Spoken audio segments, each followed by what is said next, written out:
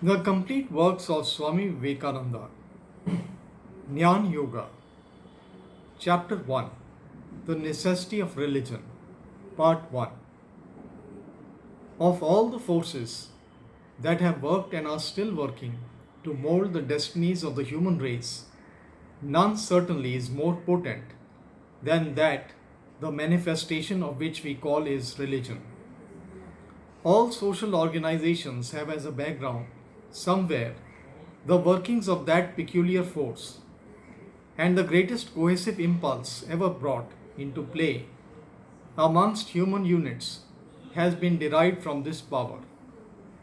It is obvious to all of us that in very many cases the bonds of religion have proved stronger than the bonds of race or climate or even descent.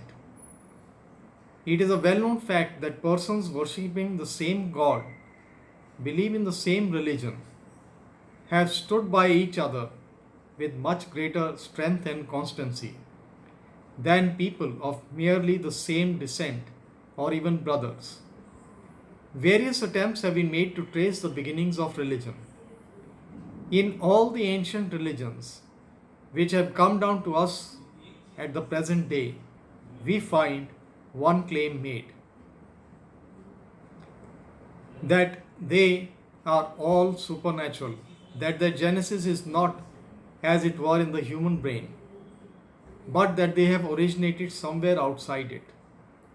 Two theories have gained some acceptance among modern scholars. One is the spirit theory of religion, the other, the evolution of the idea of the infinite. One partly maintains that ancestor worship is the beginning of religious ideas. The other, that religion originates in the personification of the powers of nature. Man wants to keep the memory of his dead relatives and think they are living even when the body is dissolved.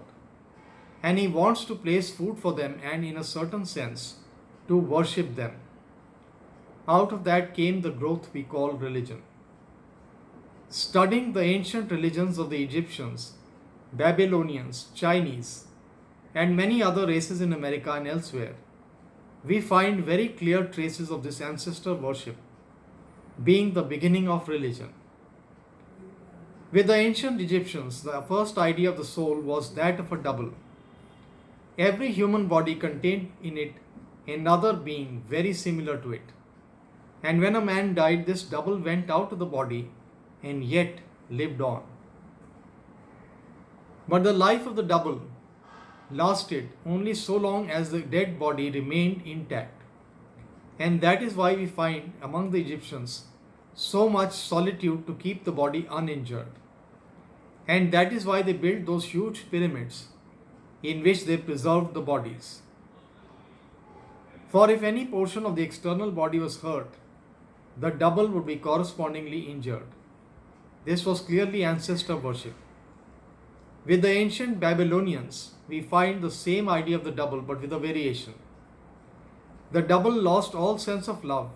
It frightened the living to give it food and drink and to help it in various ways.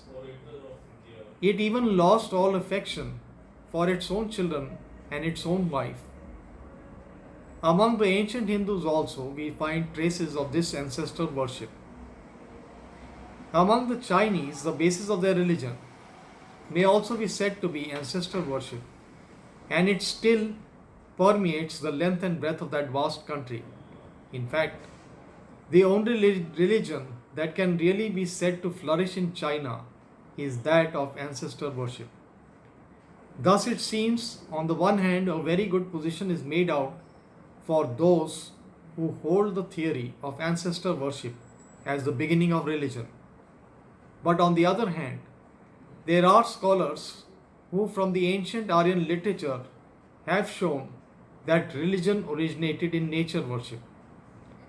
Although in India we find proofs of ancestor worship everywhere, yet in the oldest records there is no trace of it whatsoever. In the Rig Veda Samahita, the most ancient record of the Aryan race, we do not find any trace of it. Modern scholars think it is the worship of nature that they find there. The human mind seems to struggle to get a peep behind the scenes. The dawn, the evening, the hurricane, the stupendous and gigantic forces of nature, its beauties, these have exercised the human mind, and it aspires to go beyond, to understand something about them. In the struggle, they endow these phenomena with personal attributes, giving them souls and bodies, sometimes beautiful, sometimes transcendent. Every attempt ends by these phenomena becoming abstractions, whether personalized or not. So also it is found with the ancient Greeks. Their whole mythology is simply this abstracted nature worship. So also with the ancient Germans, the Scandinavians, and all other Aryan races. Thus, on this side too, a very strong case has been made out that religion has its origins in the personification of the powers of nature. These two views, though they may seem contradictory, can be reconciled on the third basis, which to my mind is the real germ of religion, and that I propose to call the struggle to transcend the limitations of the senses. Either man goes to seek for the spirits of his ancestors, the spirits of the dead, that is, he wants to get a glimpse of what there is after the body is dissolved, or he desires to understand the power working behind the stupendous phenomena of nature. Whichever of these is the case, one thing is certain, that he tries to transcend the limitations of the senses. He cannot remain within his senses. He wants to go beyond them. The first explanation need not be so mysterious. To me, it seems very natural that the first glimpse of religion should come through dreams. The first idea of immortality man may well get through dreams. Is that not a wonderful state? And we know that children and untutored minds find very little between dreaming and their awakened state. What can be more natural than they find as natural logic that even during the sleep state, when the body is apparently dead, the mind goes on with all its intricate workings? What wonder that man will at once come to the conclusion that when this body is dissolved forever, the same working will go on. This is, to my mind, more a natural explanation of the supernatural, and through this dream idea, the human mind rises to higher and higher conceptions. Of course, in time, the vast majority of mankind found out that these dreams are not verified by their waking states, and that during the dream state, it is not that man has a fresh existence, but simply that he recapitulates the experiences of the awakened state. But by this time, the search has begun, and the search was inward. Arid man continued inquiring more deeply into the different states of the mind and discovered higher states than either the waking or the dreaming. This state of things we find in all the organized religions of the world, called either ecstasy or inspiration. In the organized religions, their founders, prophets, and messengers are declared to have gone into states of the mind that were neither waking nor sleeping, in which they came face to face with a new series of facts relating to what is called the spiritual kingdom. They realize things that were more intensely than we realize facts around us in our waking state. Take, for instance, the religions of the Brahmins. The Vedas are said to have been written by the rishis. These rishis were sages who realized certain facts. The exact definition of the Sanskrit word rishi is a seer of mantras, of the thoughts conveyed in the Vedic hymns. These men declared that they had realized, sensed if the word can be used with regard to the super senses, certain facts and these facts they proceeded to put on record. We find the same truth declared amongst both the Jews and the Christians. Some exceptions may be taken in the case of the Buddhists, as represented by the southern sect. It may be asked, if the Buddhists do not believe in any God or any soul, how can their religion be derived from the supersensuous state of existence? The answer to this is in their religion. The answer to this is that even the Buddhists find an eternal moral law, and that moral law was not reasoned out in our sense of the word, but Buddha found it, discovered it in a supersensuous state.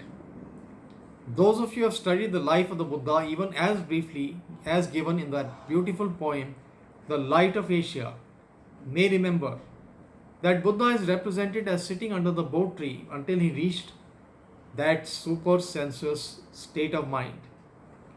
All his teachings came through this and not through intellectual cogitations. Thus, a tremendous statement is made by all religions, and that the human mind at certain moments transcends not only the limitations of the senses but also the power of reasoning. It then comes face to face with facts which it could never have sensed nor could have ever reasoned out. These facts are the basis of all the religions of the world. Of course, we have the right to challenge these facts, to put them to the test of reason.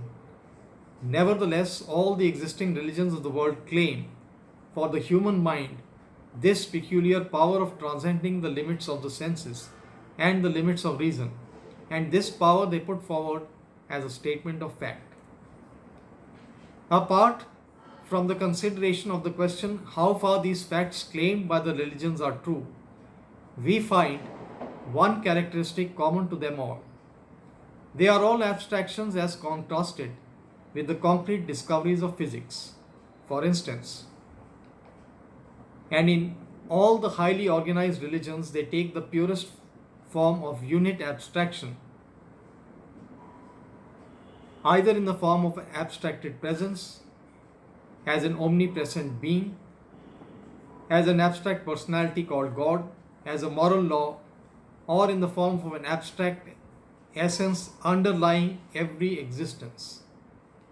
In modern times too, the attempts made to preach religion without appealing to the supersensuous state of the mind have had to take up the old abstractions of the ancients and give different names to them as moral law, the ideal unity, and so forth, thus showing that these abstractions are not in the senses.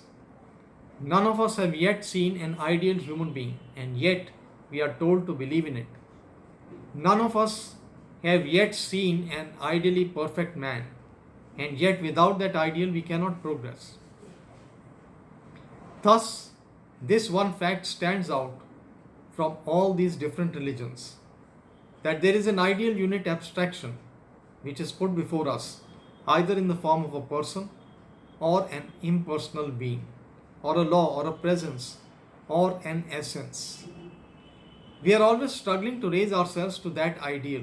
Every human being, whosoever and wheresoever he may be, has an ideal of infinite power.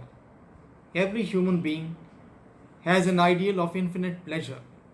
Most of the works that we find around us, the activities displayed everywhere, are due to the struggle for this infinite power or this infinite pleasure. But a few quickly discover that although they are struggling for infinite power, it is not through the senses that it can be reached. They find out very soon that the infinite pleasure is not to be got through the senses, or in other words, the senses are too limited and the body is too limited to express the infinite. To manifest the infinite through the finite is impossible, and sooner or later man learns to give up the attempt to express the infinite through the finite. This giving up, this renunciation of the attempt, is the background of ethics.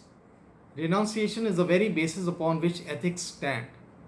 There never was an ethical code preached which had not renunciation for its basis. Ethics always says, not I but thou. Its motto is not self but non self. The vain ideas of individualism to which man clings when he is trying to find out that infinite power or that infinite pleasure through the senses have to be given up, say the law of the atheist. You have to put yourself last and others before you. The senses say myself first. Ethics say must hold myself last.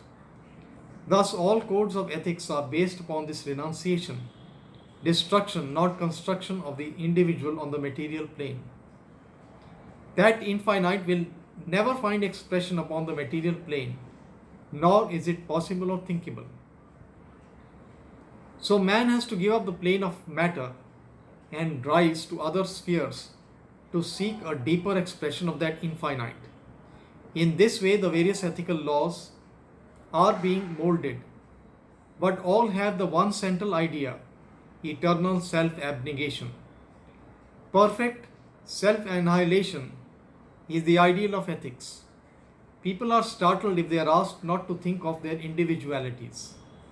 They seem so very afraid of losing what they call their individuality. At the same time, the same men would declare the highest ideals of ethics to be right, never for a moment thinking about that scope. The goal, the idea of all ethics is the destruction and not the building up of the individual. Utilitarian standards cannot explain the ethical relations of men, for in the first place we cannot derive any ethical laws from considerations of utility. Without the supernatural sanction, as it is called, or the perception of the superconscious, as I prefer to term it, there can be no ethics. Without the struggle between the infinite, there can be no ideal. Any system that wants to bind men down to the limits of their own societies is not able to find an explanation for the ethical laws of mankind. The utilitarian wants us to give up the struggle after the infinite, the reaching out for the supersensuous, as impractical and absurd, and in the same breath asks us to take up ethics and do good to society. Why should we do good? Doing good is a secondary consideration. We must have an ideal. Ethics itself is not the end, but the means to the end.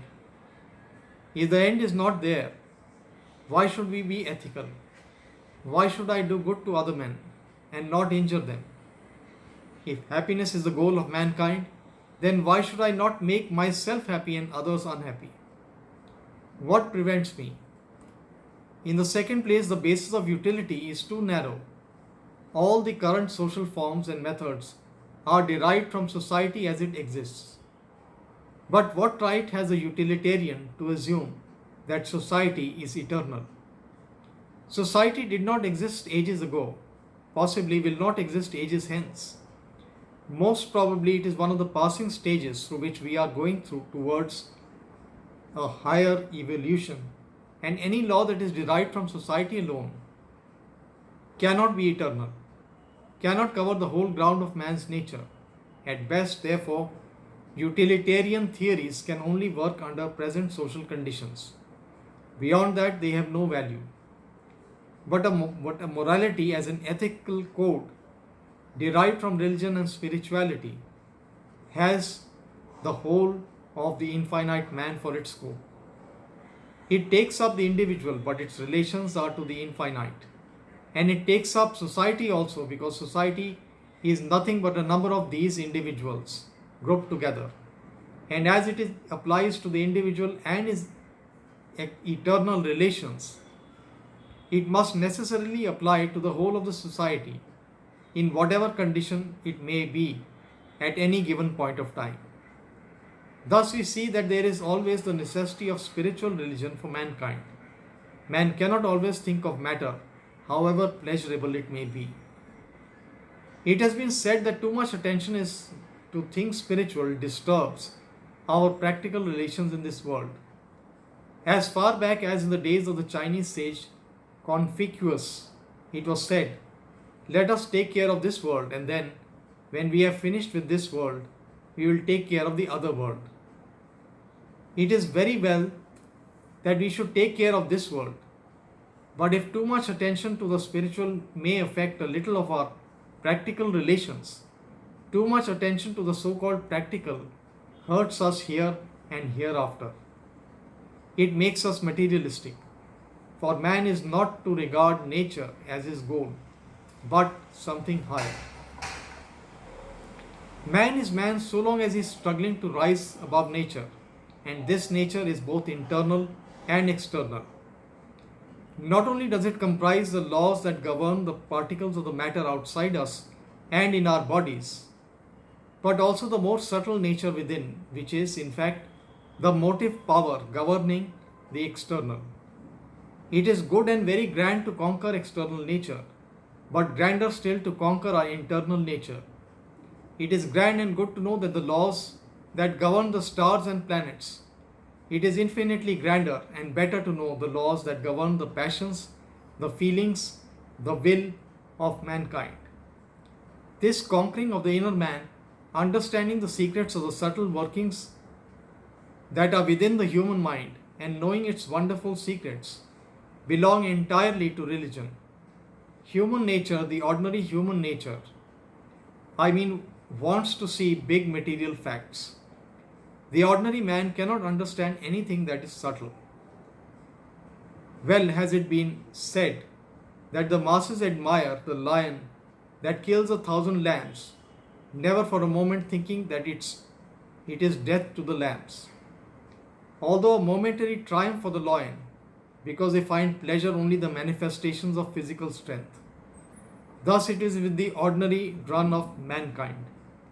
They understand and find pleasure in everything that is external.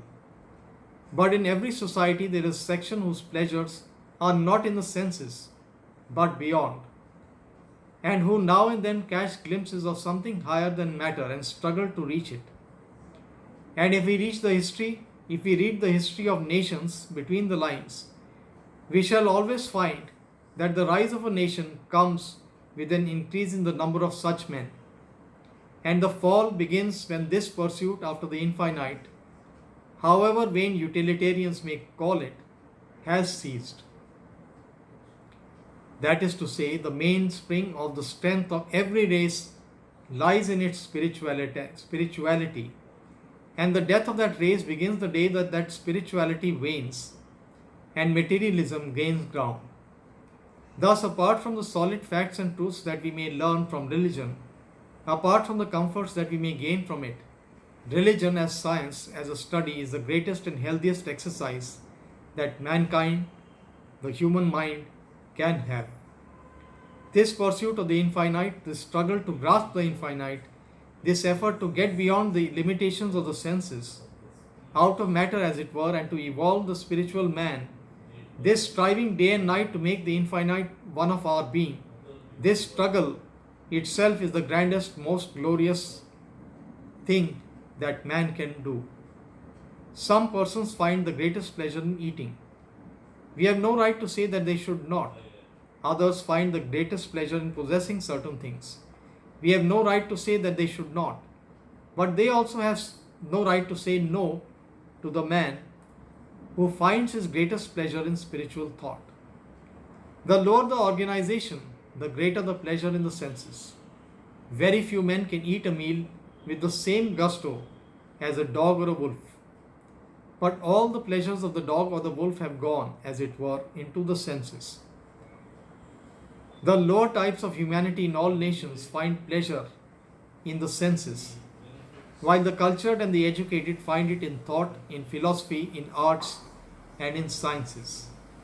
Spirituality is a still higher plane.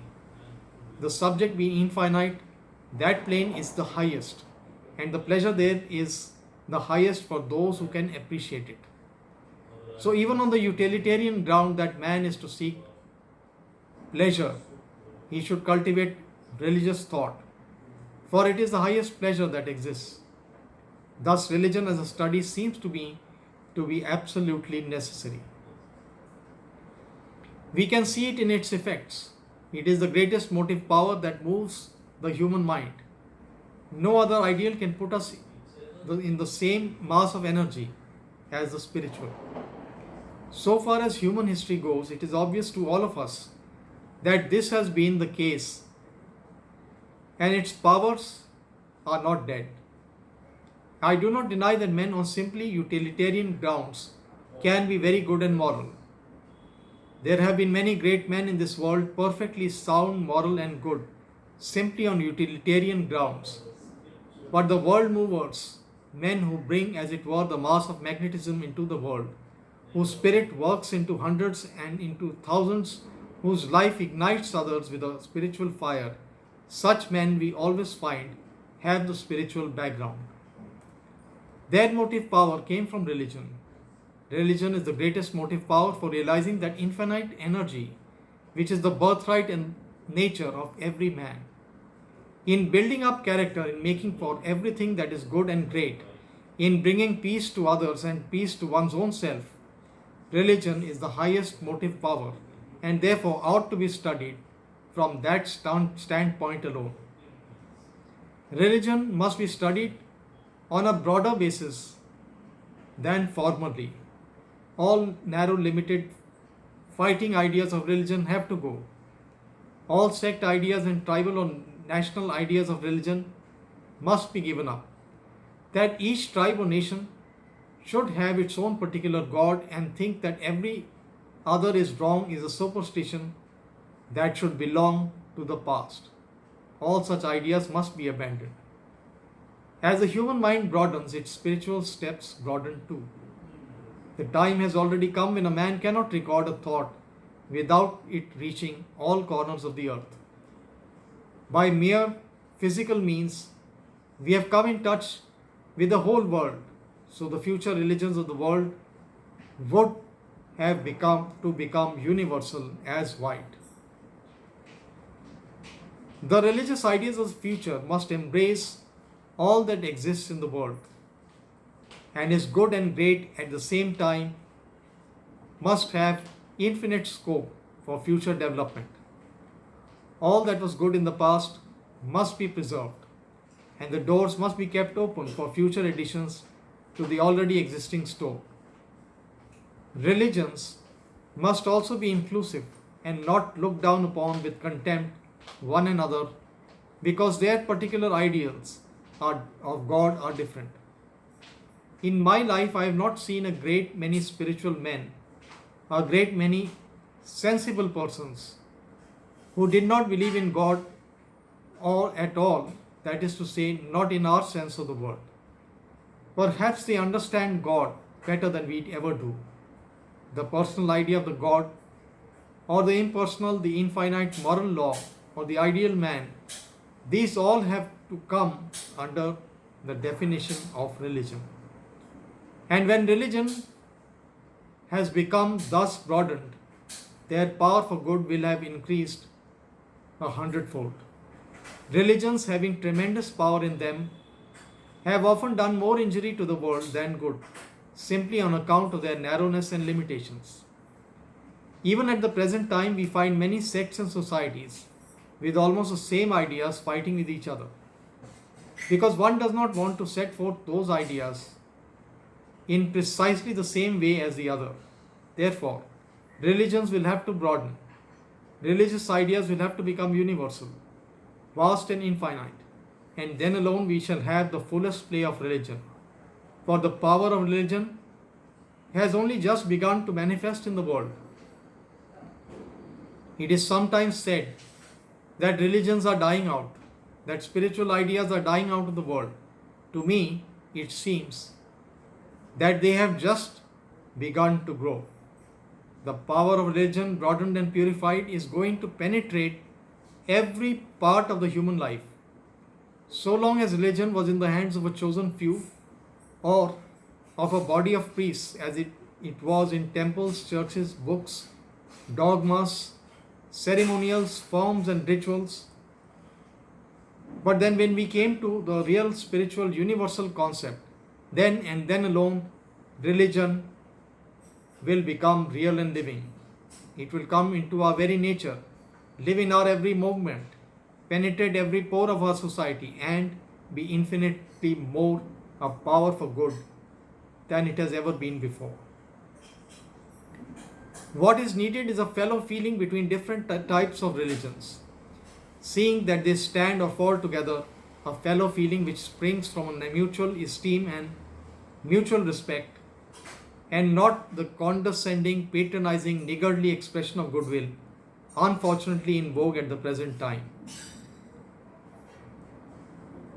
And above all, this is needed between types of religious expression coming from the study of mental phenomena.